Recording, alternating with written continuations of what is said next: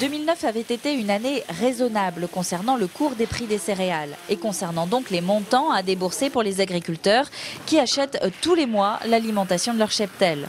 Un an plus tard, ce n'est plus du tout le cas. Les chiffres s'emballent, notamment depuis cet été. La tonne de céréales a augmenté de 30 € en 2 mois. 20 tonnes sont nécessaires tous les mois à François Perrin pour nourrir ses animaux.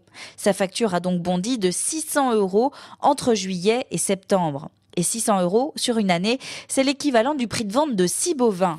Une tendance à la hausse que l'agriculteur n'attribue pas aux céréaliers français.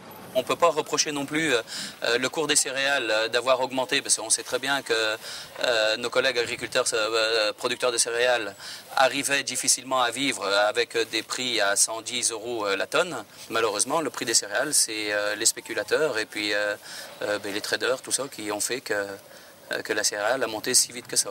Une spéculation qui a notamment gagné du terrain le mois dernier lors des incendies en Russie, un des leaders mondiaux dans l'export de céréales.